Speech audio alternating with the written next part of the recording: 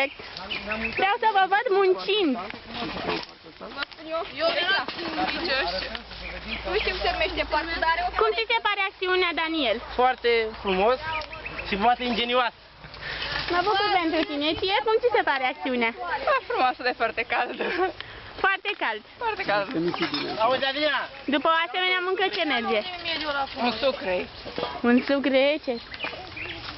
O ciocolată. Oh, vai! Poetul luptește unde era și nu l-am văzut până acum. Domnul, e greu, domnul, nu mai pot face față. Dacă filmezi prea mult, e greu pentru cel de la montaj. Trebuie să avem mine. Spune-mi, te rog, de ce ai venit azi aici în parc? Să ajut la curățarea parcului pentru ca să fie mai frumos și mai curat. Cum se pare această activitate?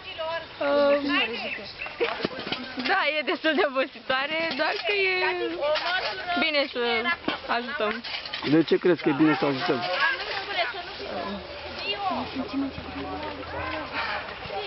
Crezi că parcul ăsta avea nevoie să fie curățat? Da, avea nevoie, că nu toată lumea vine să curețe parcul. Ai fost mai de multe ori aici și ai văzut că nu era chiar curat? Da, Și ce te-ai gândit? Da. că ar fi nevoie de o mână de ajutor. Da, mersi. Numele și clasă. Zaharia Laura Marinela, clasa 11A B. Mersi. Domnule, de ce ai venit astăzi în parc? Am venit să fac curat și să fac un spațiu mai frumos pentru cei tineri. Așa. Și cu ce te-ai ocupat, în mod special? Păi, în mod special cu această greblă, Da. am încercat să strâng gunoaiele și să le pun în coș. Și cum ți-a părut? Mi s-a părut cam greu, dar Cam greu? Merită efort. dar sper să merite efortul. Nu ești obișnuit cu astfel de Sunt lucruri? obișnuit, dar nu în fiecare zi. Bun, avem aici pe... Cum te cheamă? Pe tine? Numele și clasă.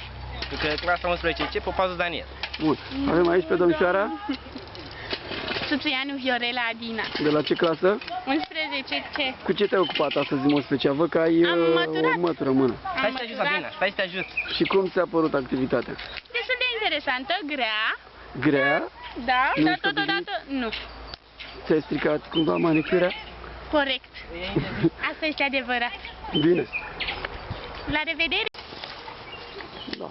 Spuneți-mi, vă rog, în ce măsură tinerii și mai ales tinerii din liceu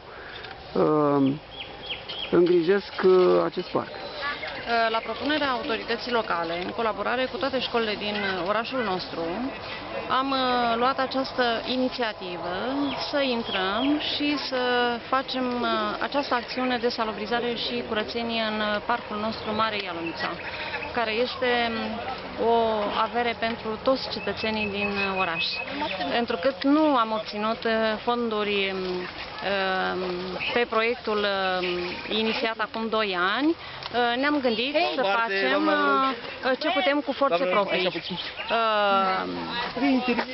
Elevii liceului au răspuns cu promptitudine la această inițiativă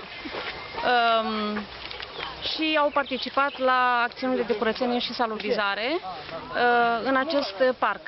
Rezultatul se vede după cam o lună de astfel de activități. Vom continua și vom reda tineretului, în primul rând, aceste spații verzi de mare valoare pentru orașul nostru. În ce măsură tinerii care vin de obicei aici în parc păstrează curățenia?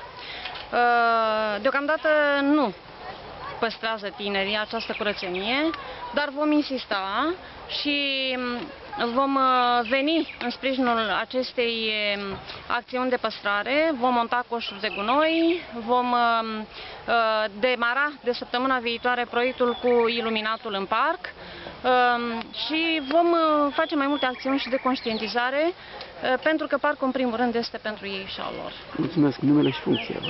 Vasilica Staicu, inspector mediu primăria Țăndărei. Mulțumesc. Mulțumesc.